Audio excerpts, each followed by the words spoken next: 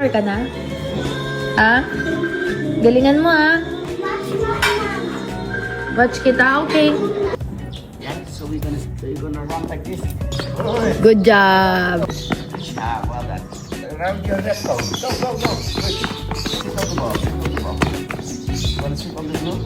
Yeah. 3, 2, 1, go. Come on, let's go. Go. Go around. Well done. Go around the net. You're gonna sit on the ball. Sit on the ball. Good. Wow. Good job. Good. Wow! Nahingan? Go. Jump with 2 feet. Good job. Good. Jump over. Hi mga BBs! Good morning! Huwag niyo nang pansinin ang pagmumukhang to dahil umaga at sakto. Nagsasoccer ngayon si Kidlat kaya gagawa ako ng healthy breakfast ng mga bagets pati ni Tokyo. So, let's go. Let's do this. Huwag na tayo magpatumpik-tumpik pa. So, isang ulam, isang dessert. Na tayo sa ulam. Tortang talong to. Binalatan na. Onion. Sobrang dali lang nito. Carrots. Bell pepper. Itlog. Or paminta. Garlic powder. Kung salt sa mga bata. Saluin na natin. Okay.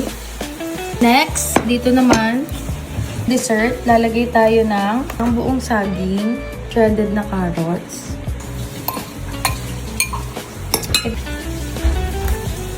Tapos, lagyan natin ng egg. 2 egg na kasi dinagdagan natin siya ng saging, flour. Lagyan natin ng cinnamon. Cinnamon!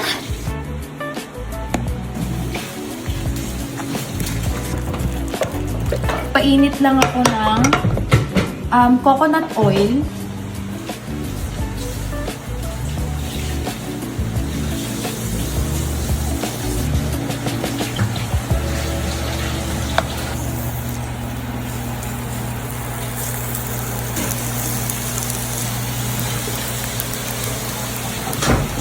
Videographer na rin siya.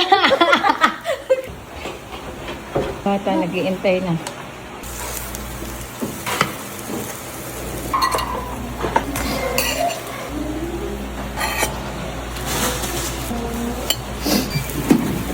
Natin tong ulam.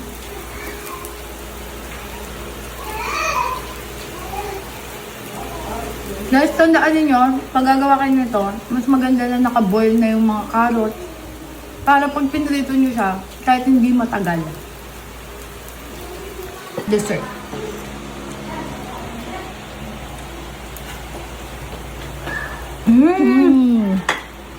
Ay, masarap. Hindi mo lasa yung carrots. Madadaya mo. Ang lasa lang yung saging tas yung cinnamon. Hindi halatang may carrots. Ba, ang mas lasa yung saging tas cinnamon. Perfect.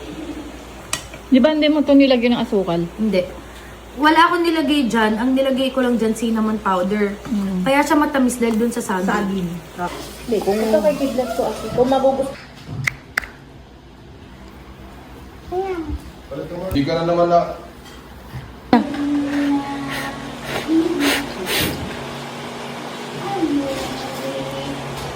Tingin. Yummy? Ay! Wow! Sa basketball player. Kuya, what will you say to mama? What will you say? Thank you.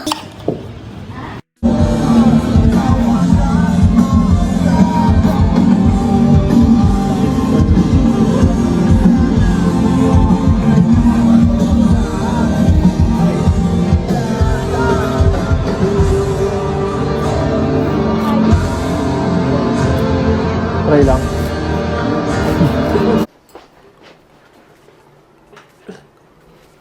Parang si Marvin Julina yung picture, oh. Yes. Isa pa, meron pa dyan. Oo na siguro to. Tara na. Okay na yan. Ay, jackpot! Ay, boss, wag yan, boss. Wag yan. Ang dami na nakawin. Ito pa eh. Wag na yung Elden Ring na lang. Ayoko nun eh. Ay, ano? Mahirap yun eh. Gamer ka rin? Oo! Gamer pa. Favorite ko nga yan eh. Oo, yan no, yung ano. Wala kang kilos sa masama! Hoy! Bahay namin to. Huwag niyo ako inuutusan, ha? Patangtas yung kamay mo. Baba mo nga yan. Anong ginagawa niyo? Maglinis nga kayo dyan. Ikaw, anong ginagawa mo dyan? Maglinis ka rin.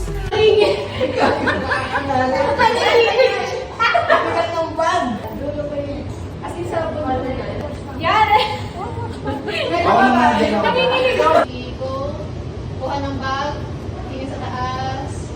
Kuya, pagka ganyan yung pala, biglang hugot mo na. Kulang-kulang kasi. Wait lang. Kala mo, statwa lang ako dito eh. Kala mo makontra ano eh. Ang bibigay mo. Ano ka dali?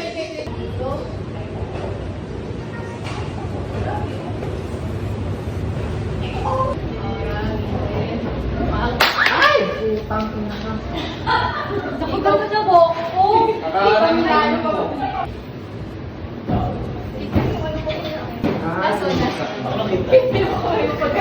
Siguro ganun ako. Ganun lang.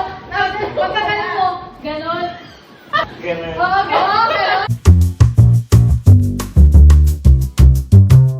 Some whiteheads, ito from blackheads, ito nag-inflame na. So meaning it's a little bit more infected. Na, oh nga, na, it wasn't this bad before. Sabi ni Doc, oo nga kadiri. Oh, no, it wasn't.